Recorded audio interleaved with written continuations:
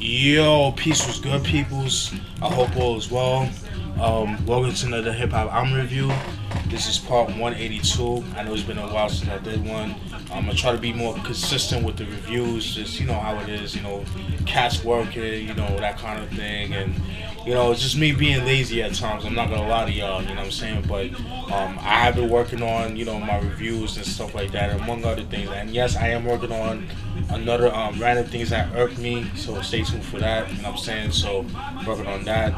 But the album that I would like to review tonight is Tupac's third album, Being Against the World, released in 1995. I know some of you guys been asking me to do this. Here it is. Gonna do this review. Finally, I know it's been a minute. The last review that I did was Pete Rock's solo debut album titled Soul Survivor. Maybe about a month and a half ago I did it. You know what I'm saying? So, I just try to be more consistent with the reviews.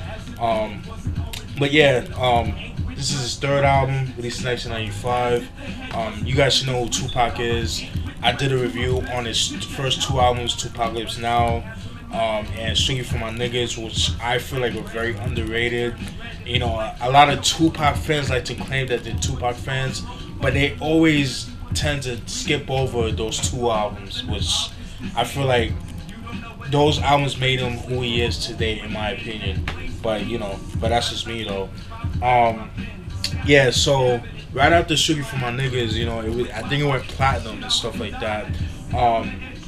Tupac, for some reason, could never stay away from the law. He's always on the run. He always getting into some shit with the law. That around that time, he beat up the Hughes brothers because they wouldn't let him play Old Dog, and they wouldn't let him play Old Dog in Menace to Society. And they tried to have him play Sharif. I think that was the dude's name that played the Muslim cat. But he said, like, how you gonna be a gangster but be a Muslim at the same time? That made no sense. So he wasn't feeling that. So he beat them up and shit like that. And he shot at the two undercover cops around that time. But what really got him jammed up was him and his boys. Had this girl give him a head and shit like that, sodomy and all that. And things like that, and then around that time, and then around '94, like in November of 1994, he actually got shot at Quad Studios and things like that. And there's a lot of rumors that saying that Biggie has something to do with it, and they also said that Stretch from Life Squad has something to do with it too. So there's a lot of speculation out there, but and it's sad because him and Stretch actually made dope music, and because of that shooting. The relationship between them two kind of strained, which is kind of sad. And in 1995, Stretch from Life Squad got killed, which is unfortunate. But yeah, it is what it is. What can you do? All right. So the singles off this album, there's 3 singles. The singles are So Many Tears, Temptations, and Dear Mama. Dear Mama being the first single of the album, and So Many Tears being the second single, and Temptations being the third single. Alright. But before I start with the review, I want to show you guys something cool, which I didn't know until like recently. This is the original 1995 pressing, and I had the album already, but I just gotta get a new case and shit like that. But this version that I had, that I bought back in like 2001 or 2000, this is actually the 1998 version. And how you can tell, well, for one, when you look at the CD, it actually says 1998. I don't know if you can see it, this autofocus. But when I was younger, I was like, why does it say 1998? And it came out in 1995. I never understood that. But then I looked up on Discogs, and then you can tell by the catalog number, and the catalog number, as you can see here, is 0124, the long ass number. But you also could tell because you got the Tupac logo in the middle, and you got the Me Against the World album title in the middle as well. But then you also got the Amaru record label logo, which is Tupac's record label, started by his mom and Jive Records. With the original pressing, you got the Interscope logo right here. You got the original catalog numbers. You got the Tupac logo in the middle, and you got the Me Against the World album title in the right hand corner. And also, another big difference is with the original pressing, you got the CD. It has kind of like a darkish cold, like a curry gold kind of color, kind of like curry gold in a sense. Whereas this one kind of has like the regular brown, as like it's kind of I guess it look like, railroad tracks or whatever that shit is, but it kind of has like the regular copper kind of look to it, you know what I mean? Whereas this kind of has like the curry gold, brownish kind of color and that kind of shit, you know what I'm saying? So like I said, those are the differences between the original pressing and the remastered version, the reissue. All right, we'll open it up. This is what the CD looks like. The original cover, the original CD. Alright, show you guys that. Take out the booklet real quick.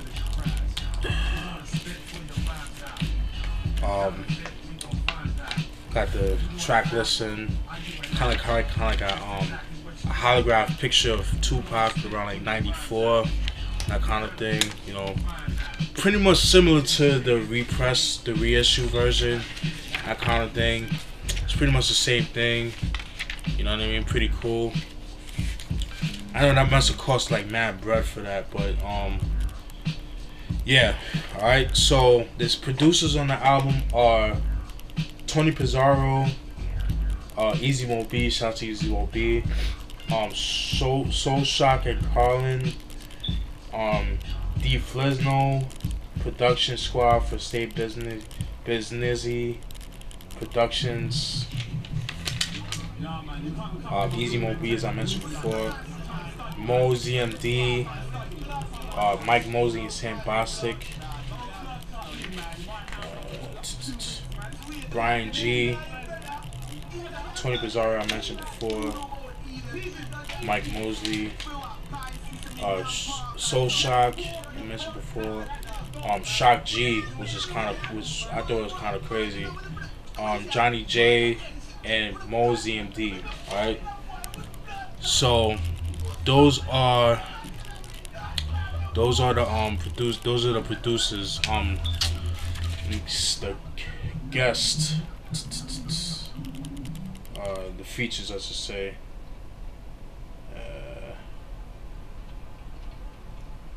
You got Doug Life, Digital Underground. Who else? Z.M.D, Killer, Milia, G Money, Ebony Foster, Lady Levi, or Levy, Richie Rich of from Oakland. I believe he's from Oakland or San Francisco. I know he's from the Bay Area somewhere. Who else? Natasha Walker, Kim Armstrong, Kenyatta, Killer, G Money, Reggie Green, Sweet Franklin,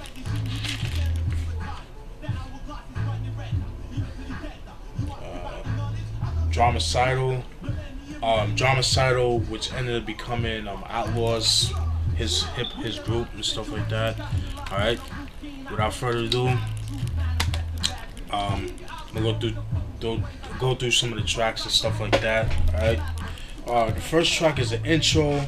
It starts off with like an instrumental playing in the background, and in this song, it was actually like an intro, but in the song, like I said, it's instrumental, and you have like news clippings of when he got shot back in 1994 at the Quad Studios and stuff like that. So I thought that was pretty interesting. Track 2, If I Die Tonight, that's produced by Z.M.D. He just talks about how if he was to die today, how he would be remembered and stuff like that. He would talk about his legacy and things like that, and I thought that was pretty interesting, because he died back in 1996, and he's revered as like this, urban legend. Like he's like one of the best MCs of all time. That's what people say and things like that. Um, and he's definitely a GOAT. I would have to say he is, but um, not because of his lyrical content, because he wasn't the most lyrical person in the world, but it's his content and his storytelling and his passion that he would put in his music, which you really didn't hear with rappers around that time. So I think that's what made him stand out from a lot of rappers, especially in the '90s, even up to this day. You know. Track three. Track three is Me Against the World featuring Dramacidal, aka Outlaws.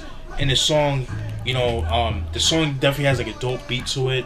Has like a nice summery vibe to it. That song is actually featured on the Bad Boy soundtrack, the first one. Well, with Will Smith and Martin Lawrence. To me, the best one in my opinion. The second one was okay. Wasn't really too fond of that one. It was cool to watch, but I just have a love for the first one. But like I said, it has like a nice summery vibe. It's featured on a Bad Boy soundtrack, and in the song, he's actually talking about how he's successful, but with that success comes with a lot of bullshit. Where you have people that was cool with him, start hating on him all of a sudden. Hold on, I'm gonna sneeze. Excuse me. Whew. Sorry. Excuse me. Sorry. Yeah. So so like I said, you have a lot of haters. Like with the fame, you have haters coming around, and excuse me. Sorry about that. And things like that. With success brings a lot of bullshit. Like I said before, the haters and that kind of thing, and like how, when you become successful like that, you sort of change. You're not the same person as you were before, and people start seeing that, people calling them out, and so it's just kind of like his thing. Like, well, it's either me or you. You know what I mean? Like, you're gonna ride with me, you're gonna roll with me or not. It is what it is, and that's what I got from that song, Me Against the World. Track 4, So Many Tears, which is actually the second single. Pretty dope song. In the song, he actually talks about how throughout the years he's lost a lot of friends due to gang violence, and like people that he's known for a while that's been close to him died and stuff like that. And he talks about how he's been to so many funerals. Like, he just learned how to cope with death. Like, he's just like, he doesn't know how to cope with death, and like he just doesn't know how to let it go. He just cries and stuff like that. It's just like it comes to the point where like he's become numb to it, and then that's what I got from the song So Many Tears. And that's a pretty dope song. I really like that song a lot. It uses the dope Stevie Wonder sample and stuff like that. Track 5, Temptations, definitely one of my favorite songs of all time. One of my favorite songs from Z.M.D. One of my favorite beats from him. In the song, he actually talks about infidelity and things like that. Infidelity in the relationships and stuff like that. He talks about that. Love the beat. Him and like Tupac and Z.M.D. work well together. I kind of wish they did a collab album, but unfortunately that never happened. Supposedly he has a whole shitload of I think he said he had a whole bunch of songs with Tupac, or he had mad songs with Biggie, but I don't know. But a collab album with them two, fucking dope. Even the shit that he did with LG, The Experience, Z.M.D's little brother, pretty dope with the song Out on Bail, pretty dope shit. Track 6, Young Niggas, very dope song. In the song, he actually talks about how you got these young ass niggas, man, like, as young as like 11, 12 years old, dabbling into the street life. And it's happening to this day, you know what I mean? Where he talks about they dabble into the street life, like I said before. They're hard-headed, they don't want to listen to nobody, and that kind of thing. And, it's unfortunate because it's an ongoing cycle that will never stop. You know what I mean? And I think each year it gets a lot worse and worse and worse, and it's just kind of sad, man. It's pretty sad. That's Young Niggas. Track 7, Heavy in the Game featuring Richie Rich.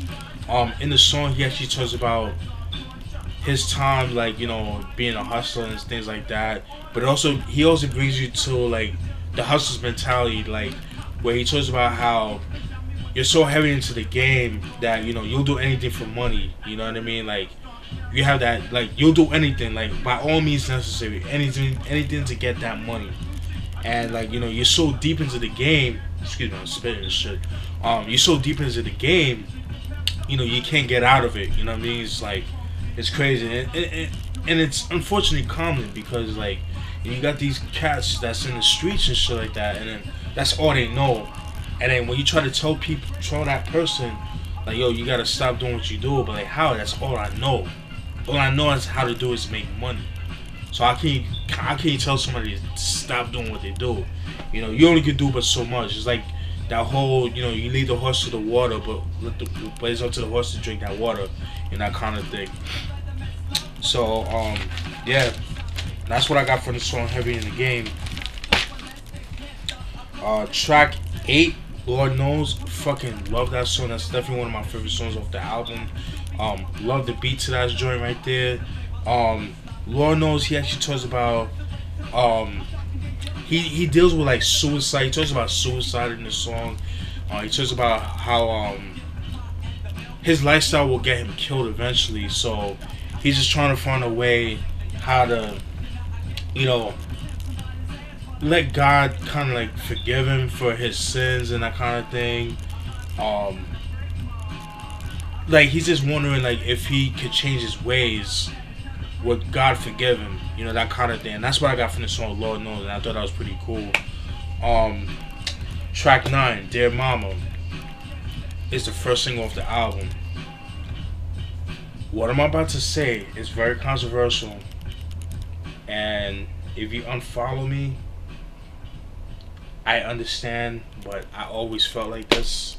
But I always felt that Dear Mama is one of the most overrated songs in the world. I understand the song, you know, it's him and giving love to his mom, showing love to his mom, even though, you know, she had like a, you know, addiction to drugs. She was addicted to drugs and shit like that. And I'm all for that, man. Like, you giving love to your mom and shit like that. But I've heard the song so many fucking times, and it's just like, oh my god. Like, even when I hear the beat, man, it's just like, no, I can't listen to this shit no more. It's like, but it is a dope song. This is like one of those songs that I just can't stand listening to because I hear it so much. But like I said, it's just him talking about how he has the utmost respect for his mom, but even when she was dealing with drug addiction and stuff like that. And rest in peace to his mom, Afeni Shakur. Alright. Track 10, It Ain't Easy. You know, again, it talks about, you know, him, you know, always have to watch his back. You know, the lifestyle he lives is not easy. You know, you're always gonna have a lot of haters, a lot of jealous people, you know, trying to get out of him, either whether, like, you know, trying to fuck him up or get him killed and shit like that.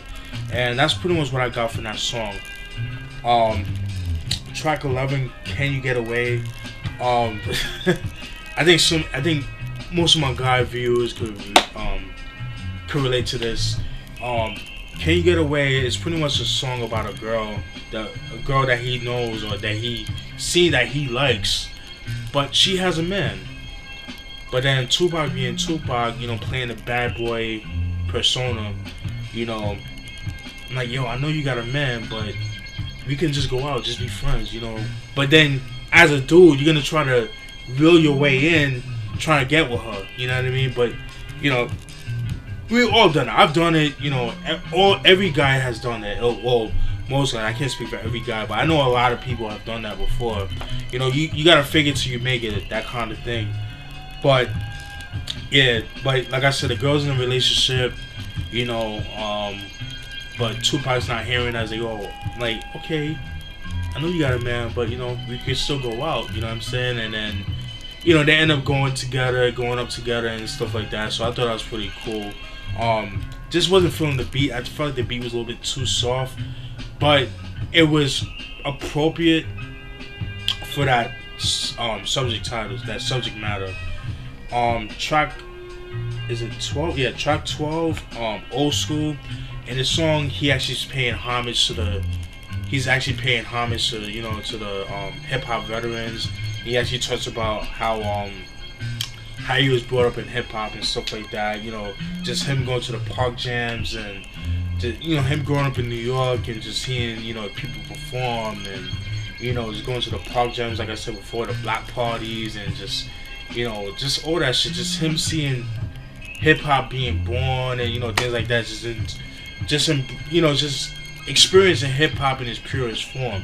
And that's what I got from that joint right there. So it's just him paying homage to the hip hop veterans and to the hip hop culture and things like that. Track 13, Fuck the World. It features Shock G of Digital Underground. And it's funny because I always thought that Strictly For My Niggas was the last time that he's worked with Digital Underground with Shock G. But it was actually this album. And he actually does the production on the album. On that song, excuse me, Fuck the World. And the song is pretty much him talking about how it's just saying like fuck the world, like how the media and society pay him as this villain, because like just some of the shit that he's done in the past, like I said, with the the sex charge, the rape charge, him beating up the Hughes brothers and him shooting at off-duty cops and stuff like that. Things like that. He's just saying like, yo, that's not who I am. There's another side to me, but most people don't see that. They just see him, the bad boy side of him, but they don't know the intellectual side of Tupac, the nice guy. They don't see that part of him. So he's pretty much saying like, yo, fuck the world and fuck you, you don't know me, that kind of thing. So I can definitely relate to that. So I thought that was pretty dope. Track 14, Death Around the Corner.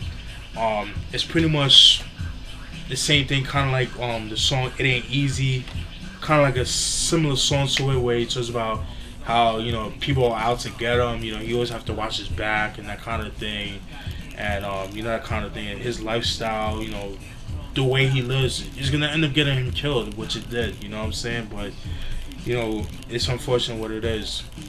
And track 15, Outlaw featuring Dromicidal. Dope beat, street track. It's a posse cut with Outlaw as a Dromicidal, and that's pretty much it. Overall, very dope album. A lot of people like to say this is his magnum opus.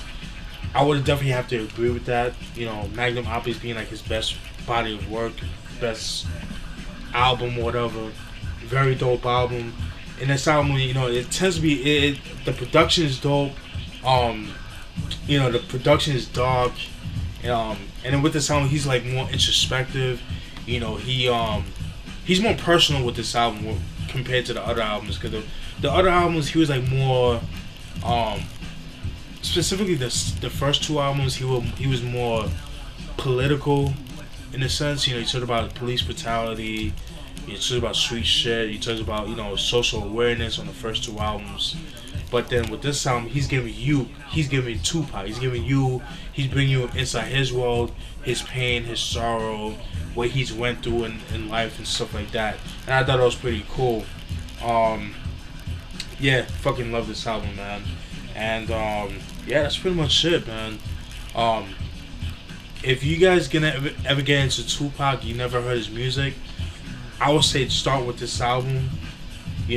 Production is perfect in my opinion. I mean, there was a couple of songs I would have done without, but not the song itself, but the production of the beat. But if they put like better beats, that would have been dope. But overall, dope album. Like I said, it's magnum opus. You know what I mean? To me, the last good Tupac album. Not a big fan of his posthumous albums. Not a fan of All Eyes on Me and then Are You Still Down. I've heard bits and pieces of that album. I gotta listen to it again. And just like I did with the first two albums, I'll post on the link to his mixtapes where it's songs that he recorded for this album that never made the album. Because you guys know Tupac made a shitload of songs, but it never made the album due to like sample clearances and stuff like that. And it's crazy too because with this album he wasn't able to promote the album because the album came out in March of 1995. He didn't get out of jail until October of 1995, and that's when he signed with Death Row. I mean, I think he signed with Death Row, I think a year before, because he did the Above the Rim, and that song, I mean, the soundtrack was a Death Row soundtrack and shit like that. But yeah, those mixtapes are fucking dope. I'll post that in the description box. I feel like they're a lot better than some of the songs on this album. You know what I mean? Studio quality, which is pretty dope. You know, you're not gonna hear no DJ yelling over the fucking songs and stuff like that. But yeah, very dope album. I highly recommend it. Definitely is one of his darkest albums. I haven't heard Machiavelli. I've only heard like maybe 1 or 2 songs from it.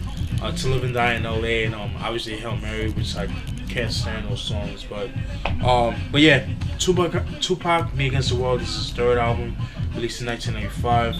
I hope you guys enjoyed that review. Stay tuned for more. Alright, peace.